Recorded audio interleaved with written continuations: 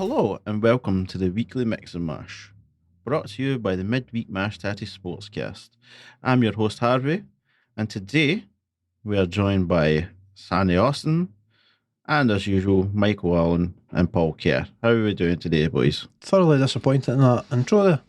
You teed Sandy up brilliantly. I thought I was going to get something nice, and I just got and as usual, Mike and Paul.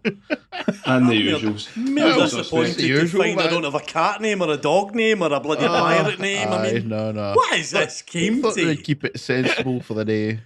My Sandy's goodness. on the show, so we need to keep it sensible. Is that it? No. I was about to say that. Don't be dumbing things down just for the sake of me. No. It's just because it's the F1 opener. You know what I mean? Ah, We've got to keep it highbrow. Aye. The Highbrow Podcast, as you know. Yes. So today we are doing the F1 special. Not the preview, but this is the season opener. Keeping it light and breezy today, you know what I mean? Light and breezy. Just light and breezy, Off you the know? cuff. So we're doing the F1, another F1 special day, because obviously today was the inaugural race of the F1 season, 2022 season, so hence the reason why we have Sandy on. He's our F1 expert here. So roving reporter. Aye, roving reporter. Well, I hope I do better than Crofty. I was watching the Sky race there, and his chat was terrible, absolutely terrible. He was kicking about the back behind the garages and all the wee kind of tents and things like that. He was picking all the sweeties and stuff out the tent. He goes, "Oh, you stick it in this jam and stuff like that." And I'm like, His bar was rotten. I watched that earlier as well, Sandy. Aye. He's It was very iffy patter. Aye. He's been doing it too long now. Alright. Too comfortable. But he's heat now. Aye. So we'll just kick off the day with these six questions that I asked the lads before the race. So I asked them, number one, which team has impressed you the most so far? Which team has disappointed you the most so far? Which driver has impressed you the most? Who do you want to win the Drivers' and Constructors' Championship? And who do you think will win the Drivers' and Constructors' Championship? So I'll go first. I'll give you my answers first. So number one, the team that impressed me the most so far was Haas, because they were at the back, and like last year they were consistently last. You know what I mean? Or not finishing.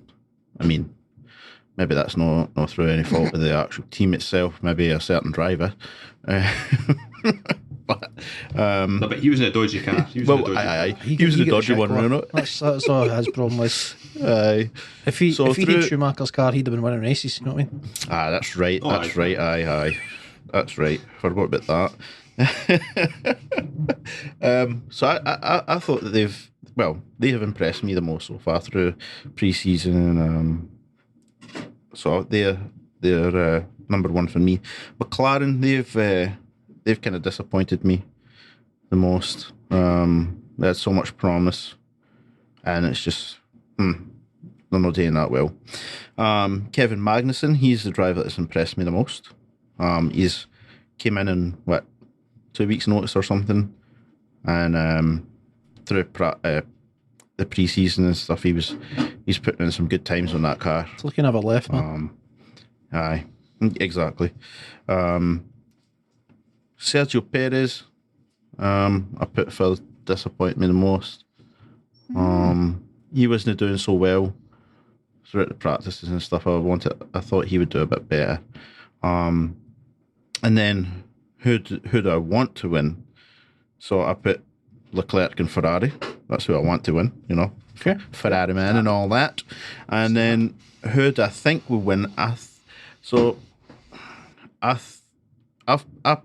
Verstappen and Ferrari to win. Verstappen to win the drivers, Ferrari to win the constructors. Because I think that Ferrari will be, well, based on what I've seen on the pre-season, I think that they'll be in the points they'll be finishing higher than Perez. Going to Sandy now. Number one, which team has impressed you the most so far? Well, I would have exactly the same as you, Harvey. I would have said Haas. Just completely like the box. That the fact that they curved last season, they just said no, we're no development, we're focusing on the new team. I think it's done in world good. And well, I couldn't pick one, so I had to go for Ferrari. No, I think the two of them they've just come out the box running, absolutely brilliant for the two of them. So I couldn't have fought it. Aye, I think I was thinking about putting Ferrari as well, but I think ultimately the reason why I didn't put Ferrari is because it's like I expected them to come out with a good car this year, whereas Haas wasn't really sure, what was going on there. Aye, same answer pretty much. Anybody else got anything to add to that?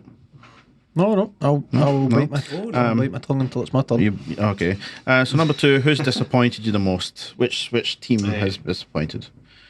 I would just say Aston Martin. Right. That was my first kind of shout. I had a wee glimmer of hope for McLaren, and obviously in hindsight now I've seen the kind of performance today. They would have been next year, but my first one would have been Aston Martin, because they were doing pretty solidly last year, then pretty solidly this year. So I think when I seen the kind of chat in the race of the day, they were kind of talking about how they're going to have to redevelop a hell of a lot of parts, and I think it's going to sting them big time in their budget constraints and stuff like that. So I don't think it's going to be their finest season. But I see here as well, because obviously the lads sent me their answers. You also put Mercedes. I just think the kind of the issues they've picked up and tested, like the porpoising and stuff like that. It's they've had the issues for quite a while, and a lot of the kind of chat I've seen in the kind of social stuff is that do you know a lot of folks saying why they not address these issues when they knew about it weeks ago, and they've kind of let it continue. I think the way they've kind of done these kind of two different developments with the side pods and stuff like that, it's kind of maybe drawing their eye a wee bit away from the kind of race pace and the kind of solidness of the car and how they would have expected it. So I think they've kind of missed a wee bit of a trick there. Alright, fair enough. So which driver impressed you the most? Yeah, I'm going back to the old Haas and Ferrari combo there. So Magnussen, and again, as you said, for a driver that came in 2 weeks ago to take that seat up, and what he got out of that motor the day, again in hindsight, absolutely fantastic. And again, just coming in there and setting that kind of performance, even against like Mick Schumacher, who's been through all that development and testing, and again he quite soundly beat him today. And again we'll get into a wee bit of chat about him later on for the race, but alongside him I would have said Leclerc. Again, kind of what you said there, it wasn't a kind of great surprise, but I think again the effort that he's put in with that team over the winter, testing and stuff like that, I think it's paid dividends for him. Alright, nice. Which driver has disappointed you the most? I went for wee Sonoda. Again, he just, I think when you were talking about the kind of performances of drivers, he's no bothered. Do you know what I mean? Even with the one of the kind of interviews that they did with the kind of drivers. So what's your dream expectation of this season? Yeah, I think every single driver bar him was like win the world championship, and he's went to open a restaurant. Do you know what I mean? So it was the same as last year. He was just totally like no plussed about anything. You know, and a lot of folk were kind of wondering if he would actually remain in that seat because just his attitude. And again, the day, considering the result of Gasly got in that team, I think if it was somebody else, as we said last year, like if it was Schumacher in there, I think would have been further up the pecking order there. But again, we'll see how it plays out. Yep. And then, who do you want to win the Drivers' and Constructors' Championship? I would go with a Ferrari whitewash there. Right. Leclerc to win the championship, but Ferrari, I think if we need a good season with Ferrari just to dominate everything, just to kind of shake it up a wee bit. So I'm all red for the constructors and the drivers. Right, and then who do you think will win again, I'm eating my words here now. I said Verstappen and Red Bull, but I think the wheels have fell off the bus there a wee bit of the day. But again, it's the first race of the season. You can't really judge it by that. But I'm still going with the pace that Red Bull and Verstappen had ever testing and qualifying and stuff like that. I think they'll go up there once they kind of eke out all the wee issues and things like that, and I think we'll be in for a kind of solid competitive between them and Ferrari. Oh, thank you very much for that. I did say, but just so that everybody knows, all these the lads gave me these answers before the race. So aye. I'm going to ask a couple of questions and see the differences. Once everybody's by, I'll ask you again, who do you think will win after? Paul. Yes, my man. Let's go on to you, sir. Okay. So, who has impressed? Which team has impressed you so far? Well, I'm going to be a total copycat here. I went for Haas as well. Bangers, no more. It's great to see them in a car that does not have the pace of a 1996 Nissan Micra. It really is a great positive. Oh, good. All right.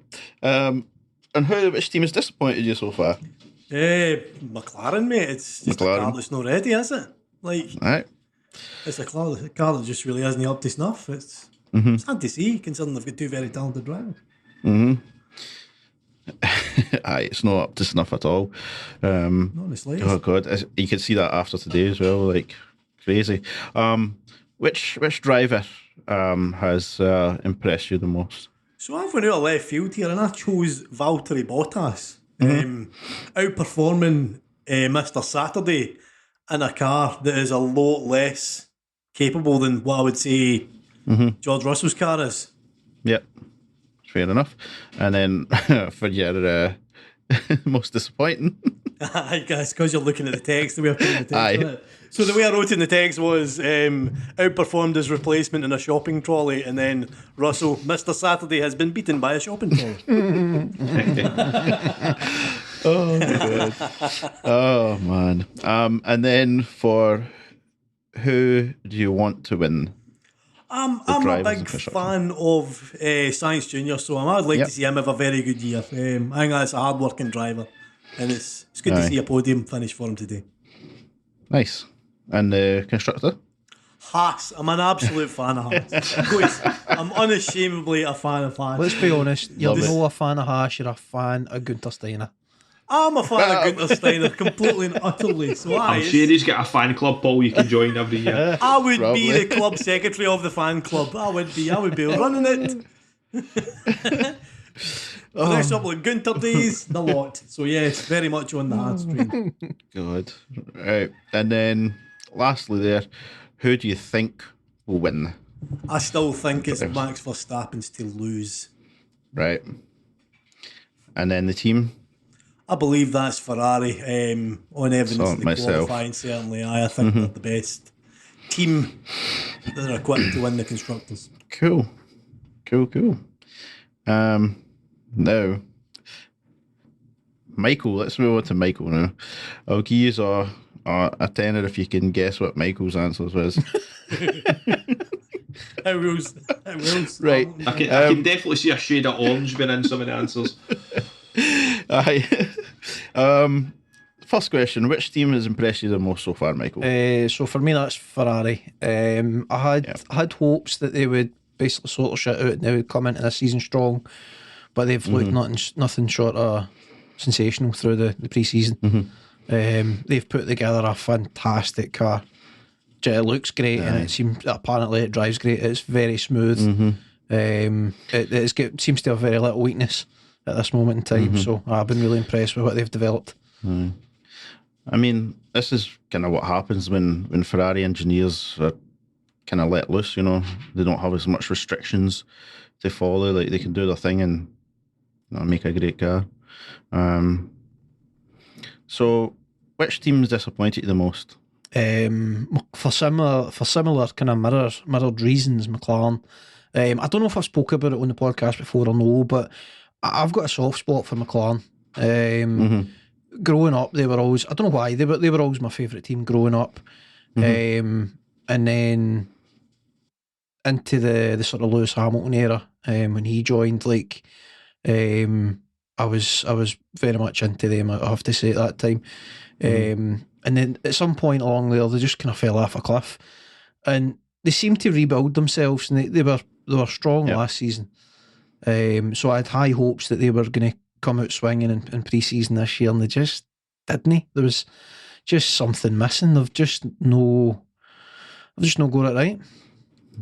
Aye, they have to got it right at all. Number 3, which driver has impressed you the most? I mean, carbon copy and paste. It's Magnussen. Aye, that lad, he's been cool, calm, and collected in interviews.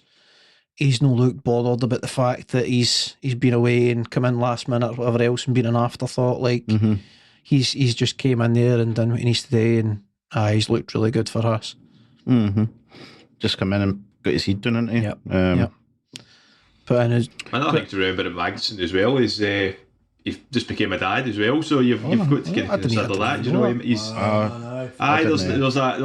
there was a brilliant picture for the wee Ian was sitting in the cockpit with him, Right. and you know, even at that, you can, when you've got wee Ians, your kind of attention sometimes kind of you think, oh, the dangers or what could happen, but he totally, that's no perplexing him at all. He's just went straight in there and he's done the job. I didn't know that he had. That's even more awesome. He just Like, became a dad. Oh, congratulations, Kev. aye. Congrats to the K-Mag. Magnussen family. No, I'm just going to call him K-Mag, you know. Okay, Mag. That's what you can. So I'm moving on there. Which driver has disappointed you the most? I mean, it kind of goes hand in hand with the constructor. It's Ricardo for me. I thought that after last season, he would come into this season a bit more settled, and he would really give Norris a run for his money at the forefront of McLaren. And I felt like he was a wee bit kind of underwhelming, as the car was in pre-season. Yeah. Norris, even with their struggles with the car, Norris was looking capable during some of the practices. But Ricardo, he's just never quite settled in this season. I think it's going to be a tough season for them. I've got to wonder if he never left Red Bull, what would be. Aye. You know what I mean? And so... Here we go. Here comes the stick. I'm looking at so who do you want to win the drivers? I would like Constructors? to see Lewis Hamilton and Mercedes take the win this year. Now, it's no because I'm a shill or because I'm a secret Lewis Hamilton fan or whatever else. It's because of the legacy. Right, so Because of the Mercedes have done legacy, 7 in a row. Hamilton's on the precipice of smashing all the records. If he can take his 8th title, I would love to see that happen this year, just for that kind of moment in history that would be. And then I would quite happily see Ferrari dominate next year, or McLaren if McLaren can get their shit together. I would love to see them dominate just the same. But for me, I would my top 2 teams have always been Ferrari and McLaren. I don't know why. But, well, I do. I kind of know why. Mick Schumacher's the reason I liked Ferrari growing up. McLaren, for some reason, I've always just had a soft spot for McLaren. So, I would love to see them be the top 2 teams. But I think Red Bull, Mercedes will be there for a few years yet. I would say anybody, well, around our age, I would say the reason why they're a Ferrari fan or liked Ferrari was because of Mick Schumacher. Michael Schumacher. Michael Schumacher, sorry. I say that all the time. Just imagine this wee infant steering this massive big rocky car. Mick? No, Michael Schumacher. Michael. I remember when he won his 3rd title at 6. Quite incredible. Sterling young old champion. So, last question there. Who do you think will win the drivers and constructors? So now I've said Hamilton because I think he'll get the job done, or Mercedes, I suppose. And then I've said Mercedes or Ferrari for my constructor. My thinking there is that Ferrari have looked like, through pre-season, they've looked like they've got the two most consistent cars. However, Ferrari are notorious for starting strong and then developing issues, either through their own doing or through things that just kind of come up. So I can't fully get behind them winning the Constructors just yet, because they could fall off the edge of a cliff at some point during this season. So my logical side of my brain says Mercedes. I think they've got the most potential for sorting out the problems over the first few races and then having a very consistent season with two very good drivers. And part of my reasoning as well there is that I think... That was before the race, so... That's before the race, aye. I mean, no, it looks a wee bit like they might have more work today, but I still have faith they can sort of shit out. But I think that Russell... Do you think this is going to be affected by the budget cap? Like, obviously Mercedes aye. Quite happy to go and develop, spend millions on it, but with this budget cap, do you think that's going to have I think what that will do is slow down their rate of progress. I think without the budget cut, they turn up in like 2 races time with an unstoppable car, but with the budget cap, they're going to have to be very clever with the upgrades that they go with and when they bring them in and stuff. So, it might make things trickier. But what I was going to say is that I think that Russell is going to cause problems for Sainz and Perez specifically. And at times more than likely Leclerc and Verstappen under certain circumstances. So I think that he is basically going to cause the other teams to come lower and make less points for the constructors. So I think consistently Merc are going to have their two cars higher placing, and over time I think they will be stronger. Okay, fair enough. There's a sense of disappointment there. It's like, fuck it. No, I'm saying fair enough. No arguments a here. valid point there. He put a valid He point. always comes with common sense when he's shilling. That's how you can't challenge it. So, well, until it comes to Conor McGregor and Lewis Hamilton. I don't even know why you've got this in your head. It's turning into the Dig Out Mick podcast. Anyway. Wind up Mick Just, special. No. I was just saying because, like, when I seen your answers, I was like, oh, I should have guessed that you were going to go that way. To be honest, so obviously watching this first race, would anybody change their answers to who do they think will win the drivers in the Constructors' Championship? I would go with Ferrari.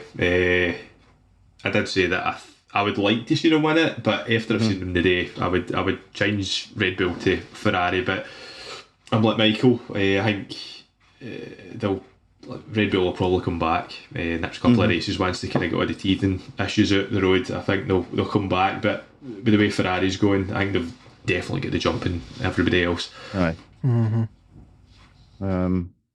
I would stick to Ferrari as constructors, and then I'm not sure if I would change Max Verstappen for Charles Leclerc. I'm not respectfully going to keep mine the same as well, I've got to say. Aye. I still think it's his to lose. It's one race. Aye, it's just one race. That's why I'm saying that you don't know. We'll see in Saudi Arabia what the score is there, what the teams have done to sort some of the issues out, bring them closer together. I don't know. We'll wait and see. So everybody's basically saying the same. I'm sticking, but I mean, my answer for who I think's going to win the Constructors was on the fence anyway.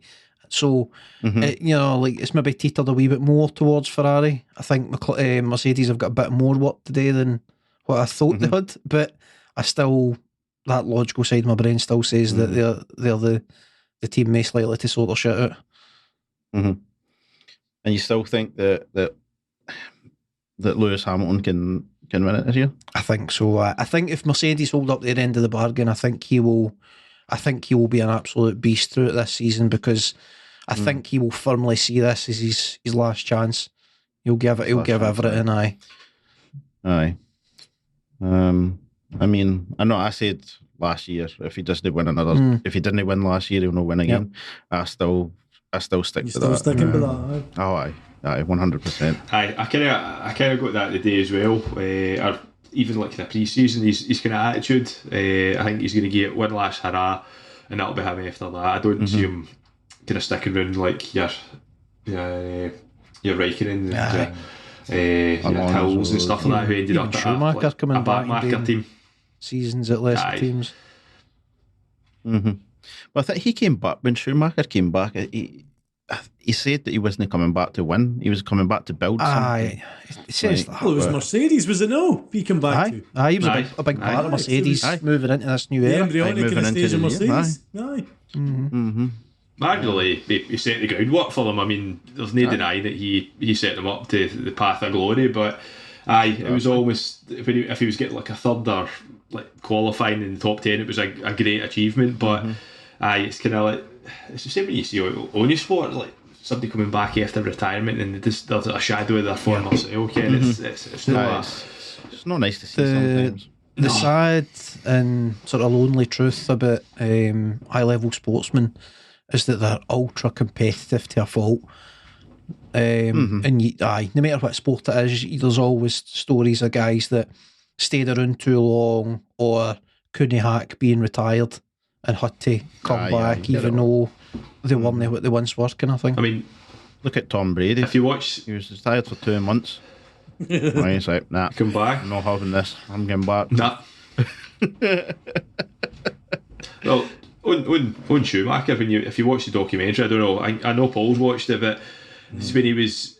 Do you know there were seasons where obviously had the kids and stuff like that, and he was family kind of, and he took time off, and he said, "No, that's me bye." But as you said there, the sheer fact that he couldn't let it go, he had to be doing it, and he was replacing it with other things like skiing and stuff like that, and he said, "No, I have to come back," because he was missing that kind of thrill. The thrill, aye. Yeah. Yeah, so I think we should just move on to the race. Aye, what about that old race, huh? If Carlsberg didn't season openers, that would certainly be one of them. But I think they've actually had to change that slogan now, because they're not allowed to say that now, because folk were actually taking it seriously. Well, they aye. Aye. Well, they're not like if Carlsberg done whatever, it was probably the best, but they had to change it. Same as they did with magic trees. You can't call them magic trees anymore. The mini trees or small trees or little trees or something like that. Oh God! Because it actually has a disclaimer on the back of the magic tree saying these are not magic. No, it's just like that. I mean, folk are so straight. It was the same thing with Red Bull, wasn't it? They have to put a disclaimer on saying that it don't give you. It doesn't actually Red Bull, make in you fly. fact, does not give you wings. Like, which idiot really thought that? Like, well, America. Oh, guaranteed there was an American trying to sue Red Bull because they had 6 Florida cans of man. Red Bull on their own, didn't get any wings. Aye. it would have been a Daffy man jumped from off a Florida. building or something like that, thinking he was going to flee. Probably. Anyway, let's steer back onto the track here. We went off the Oh, slick road. Christ. Yeah. Back on. So, as Sandy alluded to, it was one hell of a season opener. It was indeed. It was very interesting, especially with the tyres. Mm-hmm. It was like, so at the start of the race, it was like, oh, they put it that the fastest way around the track would be a 2-stop. Start on the softs, go to medium, back onto the softs. Well, that didn't happen for me, because the tyres just won the. Really shit the bed here a bit. Aye. But I didn't even consider it. See the tyres. See when I actually see them doing the pit stops. I totally neglected the fact that the size of the tyres and the pit crew having to lug them onto that motor. Like it totally. I obviously thought bigger tyres, but it never came to me when they actually did the pit stop. The size of the things and the guys having to like hump it onto the mechanics of being in the gym on a bulk season for the full winter, getting ready for lugging these tyres. Did you see the size of that fella that was in the Mercedes garage? He was huge. He was like, I think he was like the Jackman. He was like that. He was like, yep. He was huge. So the thing is, they've been saying that the pit crews have been practicing with these new tyres, and these new tyres obviously being heavier, they've not been able to practice as much because they get fatigued. Aye, like that's what it is. Oh, that's pit team on the protein shakes every The day. hilarious thing about that is like how quick a pit stop is. So like they've got 2 3-second pit stops in them, and they're done in for the day. No, honestly, It's happening out, even man. the Jack. I don't know if That's you've noticed, right? But in the pit, if you go back and you look at some of the highlights, watch some of the cars when they pit, and look at the jack man at the back.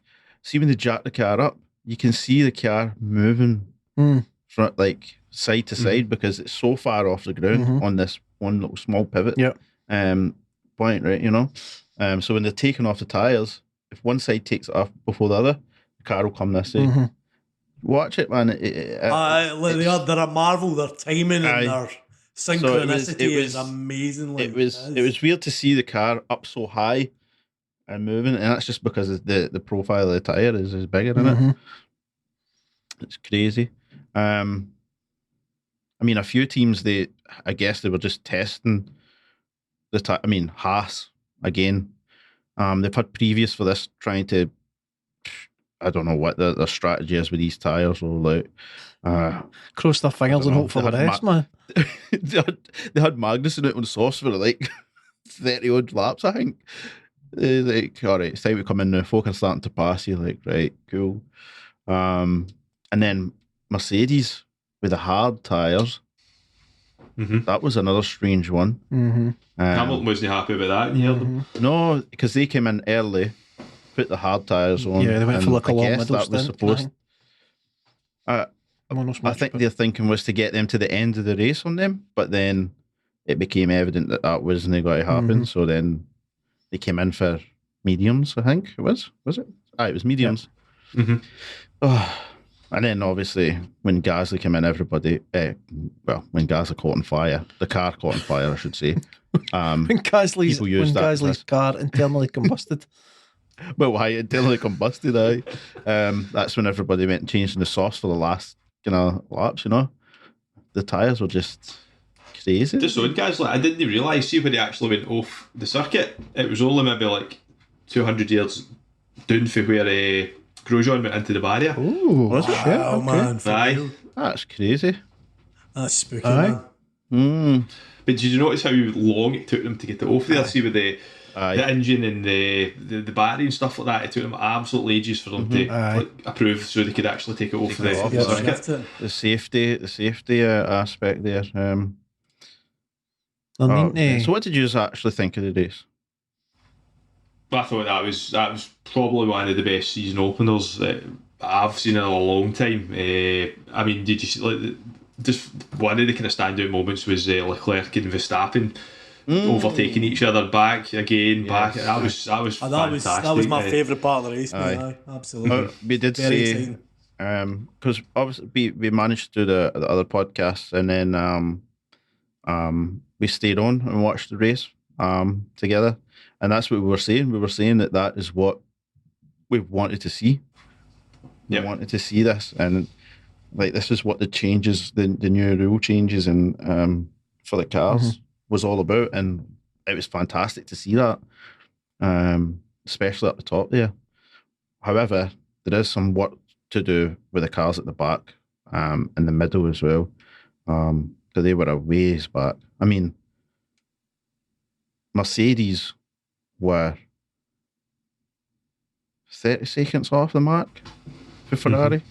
I mean, so you had Leclerc, Verstappen, and then the gap there between Verstappen and Sainz Jr. was 14 seconds, and then 2 seconds to Perez, and then Lewis Hamilton was like another 11 or so seconds behind Perez.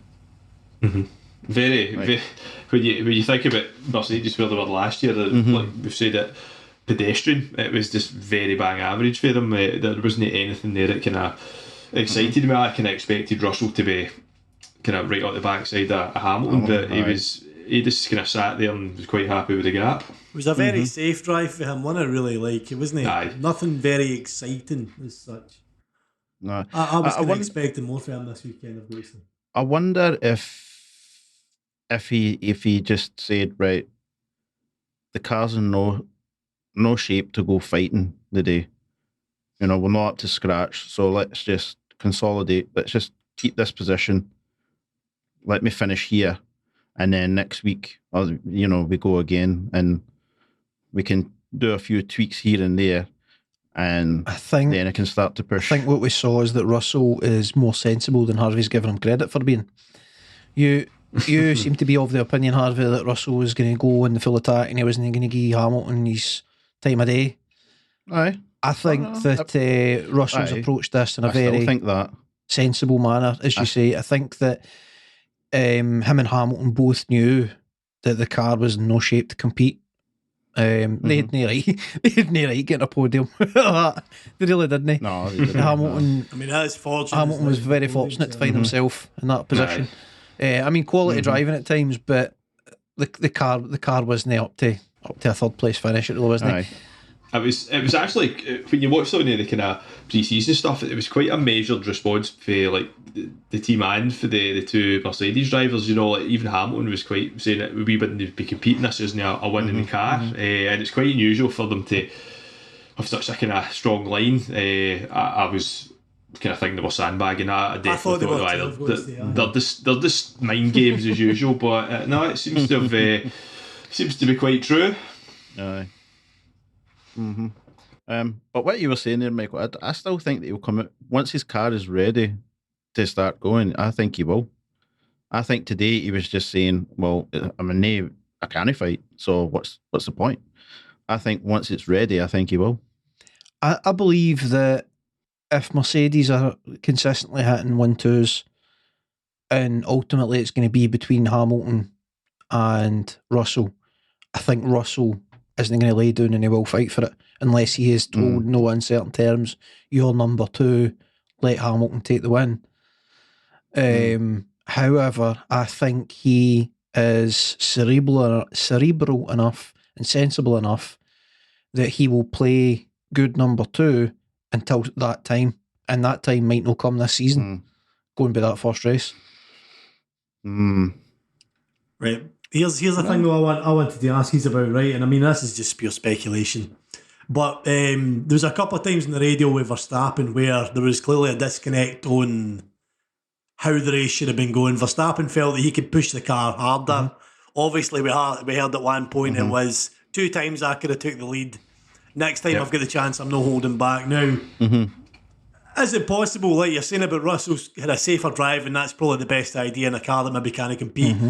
Should or could Verstappen have adopted a more sort of, I don't want to use the word sensible, but a more measured approach, and would he have stayed in the race in that way? Like, obviously the car goes in the last kind of 3 laps, and then Perez follows. But was there? So there was obviously something wrong with the car, because all 2 of the cars. I think he did see him hold back though. He did listen. There's at points in that race, he didn't do what he said he could. That was it was the pit stops. He said, if I could have pushed there, then I could have get back there. You know, I was quite happy with that, but he did. But on the outlaps, because they said to him, "Don't go hard on the outlap," and when Leclerc came out, he was like, "You told me not to push, but if I pushed, I could have been in front of him."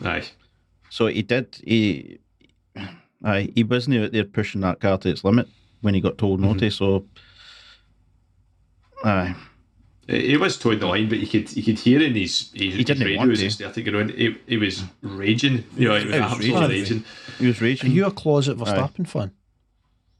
No. I think you like being thing about Hamilton's just a cover here. You seem to be defending Verstappen quite a lot for somebody that likes him but isn't a big fan. Have you got a poster of Verstappen in your wall? No. I like Verstappen, but he's got a devil in the he's number 1. No. Big Red Bull logo. Sleeps with a Verstappen pillowcase on every day, every night. Oh God! So I had to take an opportunity when it was there. I think Christian Horner is the bed sheets, by the way. What did you say, Paul? No, I think Christian Horner will do bed sheets with Max on it. This with Michael, so I don't think he has it in him, and I think after the way he won last year. I think he's got a point to prove that he's, he can do it and he can push it. Good but I think on last year, I think the way that went down, as much as everybody talks about how's Hamilton going to respond and what's his mentality going to be, what about Verstappen? It's Verstappen. What's going through his head when his victory that he's dreamed for so long about is questioned in that kind of way? It kind of has an asterisk next to it, doesn't it?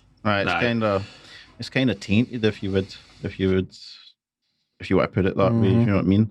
So he'll be under pressure this year as well, because he'll be like, I want to prove that I can do it again without that happening at the end of the season or whatever. It's almost like he stepped into the big boots, his golden boots. He's trying to show, like, I'm a world champion, I'm the one that, I can push it, I can do it. He's no one to take that wee back seat there, so he's one to show everybody that, I can do this on my own merit. Yep. Aye. Yep. Well, we'll see as the season goes on if that does affect him. I think he's his own worst enemy at times. I think he doesn't back down for anything, but there's always, again, all kind of racing drivers need a wee bit of arrogance. You need to have that kind of, I'm number one, I'm going to do it. But again, I think sometimes that can, again, he's still young, so he's obviously still finding his kind of place in the kind of world championship kind of setting. You see, I've said that as well. I've said, he's young. But see, when you look at it, I know he's young, right? But he's not young in the sense of he's not green in the race car. He's been in Formula One for how many years? Aye. So he should have some bit of, should have some bit of maturity, because he's been racing for how many seasons now? 5? No, 5, what did I say? 5. Plus he skipped a year at the lesser formulas as well. But it's a hard one. I mean, experience-wise, he can drive a car. There's absolutely no denying that. He's got the knowledge, he understands. But again, there's still that kind of boyish kind of attitude towards things. But again, But again, I think because, as we said the way it was won last year, he's got a point to prove and he wants to show that. For sure. Hypothetical for you, right? Am I right in saying Verstappen's on a long-term deal now? 5 years. He re-signed, right. 5 years. If the problems like what we saw today, if they continue through the season and Red Bull finishes let's say 4th constructors, right? Verstappen's third or something on the drivers, 3rd or 4th on the drivers. What do Red Bull need to do next season, short of just winning everything, to keep him happy and keep him there for that length of that deal? Give him a kid. Make sure he has the best car possible to go out there and compete. That's the only thing they can do. Because the attitude that he's got, I can't imagine he gives them a couple of... he's not going to give them a couple of seasons to rebuild. If he's not winning, I don't see how he stays around. No, I don't. Based on what I've seen of him, I wouldn't say that he would stick around if they took a downward turn. I think he would try and force a move somewhere. I think you might need to watch that, because that's a kind of Vettel situation, though, when things started sliding with Red Bull and he went to Ferrari, and that was just a slippery slope for him. So I think he needs to kind of, because they've pretty much built that Red Bull runabout. Him, he's the main driver. Can he put a foot wrong? He's the main man there. But again, if he was jumping ship and getting into another team, I could see that slippery slope happen, like it happened to Vettel. Aye. Paul, what was your favourite part of the race this today? As a casual fan of F1, I'm very much a fan of what's going on in the midfield. I think that's where all the excitement is for me as a casual fan. A couple of things. Obviously, Kevin Magnussen, phenomenal. Yep. Good to see, though, the Chinese driver, Zhu Ganyu, getting a point as well in the Alfa Romeo. He actually had a really good day. Obviously, Bottas finishes 6th as well. Yep. I feel like there needs to be the Alphas were strong. There needs to be a bit of respect put in their name. They were kind of seen as one of the kind of weird teams and kind of in the same kind of rung as Haas for budget and so on and so forth. And they're obviously both kind of posting top 10. It's phenomenal, man. So, I mean, it was an exciting race in general. Loads of overtakes, loads of brave driving. Nice a driver error resulting in anybody going off the track today. I mean, I don't think I've seen anything like that for a long time in F1. So it was just Ocon, you get a 5-second penalty. Really? So Mick Schumacher, for spinning Mick Schumacher. Aye. Because even, I mean, Mick spins, but he recovers fantastically well. That was dancing nice there. I mean, that was phenomenal. Like, it spins 360 and straight back on, game face, and away he goes. I mean, so it's maybe one of the cleanest races I've seen for a while. I wonder if that didn't happen, if Mick Schumacher would potentially have finished a wee bit above where he did. And obviously that might have been a top 10 for him. I think he's that dropped in two places. The tyre strategy buggered him because he was and that because he dropped to 2 places quite a bit. I think once they get the kind of their stuff together, I think 2 of them would be solidly middle of the pack. Middle pack. Well, I'm hoping that McLaren gets its shit together, for better words. Because I was really looking forward to seeing them fight in the middle and up top again this year. I just couldn't. I mean, last year they had a brilliant battle with Ferrari. And now to see them so far back, it's like, wow, like, come on, guys, like, let's get it sorted. If you think, I mean, if they were to sort the stuff out, it could be like a 3-way battle for like 3rd place. You could have, based on today, like Mercedes, AlphaTauri, McLaren, and then even Haas. If they're sorry, no AlphaTauri, Alfa Romeo. Oh, right, What do you say? Aye, sorry. Is that what you were going to say? No, Michael? I was going to say, you think Haas is going to be gunning for 3rd place? They could, if they. That would be a turnaround. It'd be mental, but wow, it'd be great. There's a thing that I never thought about until Sandy said it, and that was about Aston Martin being a disappointment. Why is that? I mean, they seem to be kind of trying to make moves to become one of the kind of bigger teams. Obviously, I think was it the aerodynamicists they kind of go from Mercedes. Obviously, they still go Vettel is the kind of driver. He misses out with COVID, obviously. But why is it? This isn't very constructive for me. I'll let Sandy maybe give some better input. But the old phrase "can he polish a turd" springs to mind with me. You might put the nice name on that team. You might spend some money and bring in some bigwigs. But let's be honest, that's no Aston Martin. You know what I mean? When you think of Aston Martin and all the wonderful cars that they've made, all the road cars, that it's no them that's making this race team. Oh, it's obviously it's a name thing. It's a good name for the car. But even as Racing Point, Lawrence Stroll's kind of back, and they were quite a decent team. They were scoring enough points every year, like. I mean, they're certainly better than this, Mike. No, they've definitely been doing it. There's no question there.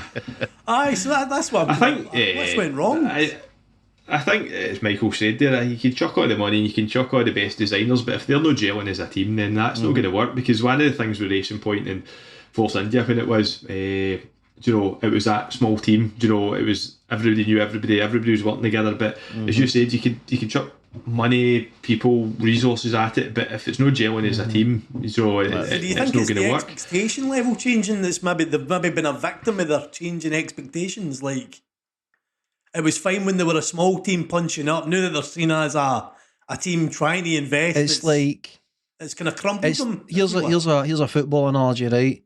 It's Newcastle. These fancy owners with all their money come in. You expect them to just go and buy all the best players and suddenly be the best team. We all know fine well it doesn't work like that. There's more kind of it's bringing in the right people at the right time, making sure they're working together as a team and taking the right steps to build up. No, who would have been a better analogy there? Everton. Okay, aye. Newcastle still got a chance. Newcastle actually moving up the bloody. Only far away. That's what I was going to say, Paul. I was going to say that the thing is with the money and the people that they've brung in, that's fine. They've brung in the top guy, this top guy, and that top guy, but they have to bring them in at the right time, and they haven't brung in the right people. Because they've not been able to. Obviously, as you can see, they've not been able to work together. Oh, the evidence. So once you have them, if they bring in somebody different and they could work together with this person, you'd probably find that the card would be a lot better because, two people butting heads, it's just not going to, especially when it comes to like the fine intricacies of Formula One, the card is just not going to be what it should be. Yeah. Doesn't matter. You could have the top guys for every single division that you need, and the card would be shit if they can't work together. What do you think about Williams? I kind of secretly hoped that they would be a wee bit further up the pack. I thought they would actually, but again. I know that they're going to take time. I thought with the aye. I thought with Albon coming in there, that would have been a wee bit of a kind of boost for them, and rightfully so, I think he is. But not much to kind of speak of. There wasn't any kind of big highlights for him. The only thing I would say was their nice jazzy lighting in their garage. It's like getting into a disco or something. Oh, it's gangster. I liked that. Aye, I did. Jazzy. It was very nice. That was one of Crofty's finds in his wee adventure, wasn't it? Oh, that was absolutely shocking. He was trying to do the young pattern. It was like watching Still Gaming. It was like Jack Victor, do you like the PlayStation? That was terrible. Aye. He was doing like disco noises, like, "Oh, this is really cool." And I was like, "Oh no, no." He said a bit of mere honey in that. Aye. Assuming he's got Wayne's, they must have been mortified watching that. No. Aye. Oh no, Dad, no. Quick question for the three of you guys. On today's evidence, who do you make favourite for next week? Who do you think will win? Where are we next week? I'm in the red corner. Aye, no, next week. Sorry, next week. Aye. Next week. Whether it's next week or no. Saudi Arabia. I would stick with Ferrari. However, Red Bull will be wanting to come out there and do as well as possible, so I couldn't write them off. Mercedes, I think, will take another couple of races before they're up there and challenging, and I could be wrong on that as well. But so I think it will be between Ferrari and Red Bull again. Which one? Don't know. I think it all depends on the qualifying as well. Yeah. It was evident today that if Verstappen had finished first in qualifying, he could have more than likely stayed in front of Leclerc for a while and held him off. But aye, that Ferrari is just looking sweet. I think the issues with Red Bull are a big question mark. I don't know if has there been any reports yet as to what Red Bull's issues are. Something to do with the fuel. There's something to do with fuel. Right, okay. That's what I said, like the fuel line or something. So to me, I think it's the engine's not getting enough fuel, so it could be the fuel. So it might pump, be something that's relatively easy for them to adjust potentially. Exactly. Okay. Yeah. Assuming they can fix that, I think it'll be a similar battle next time out. I think that really it's going to be between the Ferraris and the Red Bulls again. I think the Mercedes will be doing enough to hold off the rest of the pack, but I don't think they'll be ready to challenge. So I think it will take the top four to have issues for Mercedes to get another look at the podium. Kind of like what we saw here. But I do think that Mercedes will make some improvements. Red Bull will probably make some improvements. Has Ferrari to go in? If they go in, they can improve on. I don't know. I don't know if there could be more potential in there, which is a bit of a scary thought when you see how good they've been. So it might be more competitive between Red Bull and Ferrari potentially. But I think it'll be much the same. I mean, when you look at, sorry, Sandy, you could go ahead. No, I'm definitely kind of in the Ferrari corner there. Definitely, and as you said, if there's more there that they could develop or kind of offer, it's going to be blown away this season. So just when you look at the Jeddah, is it the Corniche circuit? There's more opportunity for Red Bull or Max Verstappen, like how he was doing today, to try and get those overtakes from Leclerc. There's a few more straights into big braking zones Jeddah, where they can shoot past them. So that would be, if Red Bull can get that sorted, that would be another fantastic battle. I would assume. Again, Mercedes, we'll see. I'm curious to know what Verstappen's brake issues were, because the engineers made a point of telling him that he was having to watch his braking. So, but curious to know if the fuel issue might be an easy fix, but they might have something else they need to look at in terms of brake issues. I noticed when he was on the radio and he was complaining about everything. It was, we'll discuss this after the race. So clearly they didn't want to give too much away. But from what I've kind of seen in his comments post race, he's saying things like it shouldn't be happening, and this shouldn't be affecting the team. So it's clearly there's been something going on. Yeah, I think with the braking though, he was going into those corners very late, so he was carrying a lot of speed and he's having to brake very hard. So that is a possibility. That was the only problem, which is an easy fix. Just don't go so fucking hard. You try to tell Verstappen that. Good luck with that conversation. I'm just Verstappen's son, right? Get your world champion. You're going to have to just take it easy in the corners, right? Your brakes can't handle that, son. Easy now. Easy now. Careful now. It's the easiest way, man. Careful now. Down with that. Thing. So, that's a good question, Paul. I was going to ask a similar question, to be honest. By the Imola Grand Prix, we should get a much better understanding of what's going on.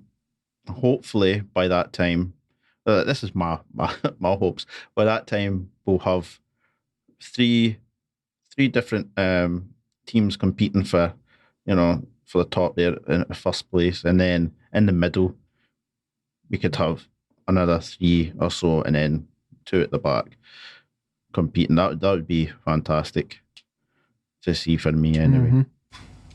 Aye, there's I think I've gone with what Paul said. I think the midfield's got to be the most exciting thing, because you've got the Alphas there.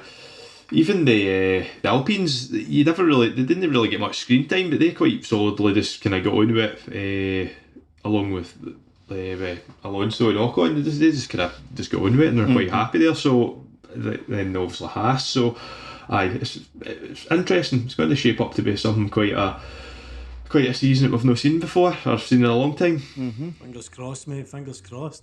Aye, fingers crossed. I think we've pretty much covered everything today. Well, here's the one thing I was going to say. Who would you say was your driver of the day? That Leclerc was voted soundly as the driver of the day, but what's your kind of opinions in that? I would say Leclerc had a brilliant drive, but I would go along. No unexpected. Aye, no unexpected really. K-Mag, he would be my driver. Strike needed for him too. Interesting. For me, it would be Sainz. Although also in Ferrari, which seems to be the best car at the moment, comfortably, he was the one that was more in the firing line. He was having to deal with the red, but obviously Leclerc had his jostling with Verstappen, which was fun to see. But Sainz was a wee bit more on the defensive at times. I was quite impressed with his composure. Fair play. I think for me it was K-Mag. He was right up there the whole time. It was just that Haas again with the tyre management had kind of. I'm not even sure that they know what they're doing with that, because they've not been at that length that far up the pack in so long. No, they've not had to worry about it before. They usually fly a fine to keep the car out there. So it's like, They probably had the champagne opened like halfway through that race, so I don't know if they even cared about. We've been competitive. going to the other and getting smashed halfway through the race. Yes, Max. We've done Like it. a fucking rock star today. We're back. With the fucking wankers now. Oh, God. Oh, Jesus. I think if they had managed his tyres a bit better, he could probably have finished sixth or even fifth, the way that... I think with better strategy, they could have had 2 cars in the top 10. Exactly. They'll learn. That's what set Mick off, is the fact he didn't have the tyres, because you could have had 2 in the top 10 there. That would have just been amazing. Yep. For yourself, Sandy, who was... I was K-Mag for me. Again, I think on his kind of race, he just got on with it. You know, there wasn't any issues. He just stuck to the game plan. He did what he needed to do. But again, going back to stepping into that seat 2 weeks ago, and you know, quite soundly keeping that position, and the only thing I would say against him was he outbraked himself a few times in the first corner, and he got overtaken in the first few laps. But other than that, pretty solid drive for him. Yeah. Another thing that we didn't get to see today was the race director. Didn't have to do much, did he? Just the one, which was pretty clear and obvious when they spun Mick Schumacher out. I think they took away the FIA team radio, so it was solely only the drivers that they do the team radio for. But I think Sky's got access to it, because they kept cutting back to say, "Oh, I've been listening to the radio," or "I've been kind of listening to what they've been saying." But I know that we're not going to get to hear from that, but we would still, you know, we get to understand what they're doing. If there was a few more incidents, and see what the new outlines and stuff are. But it's good to see that there was hardly any incidents, just the one. So that's always great. It's great to see that the racing was at the forefront. Yeah. So we've come to the end, lads.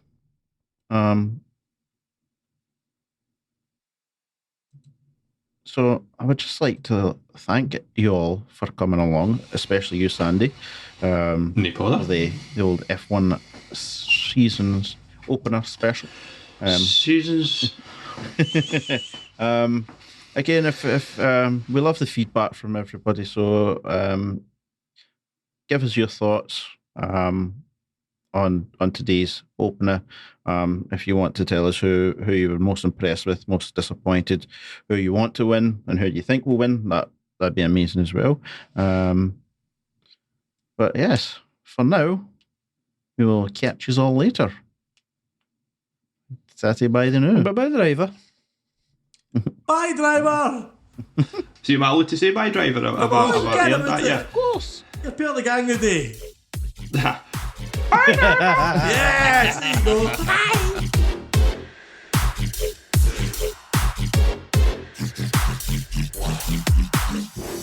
You have now reached your destination.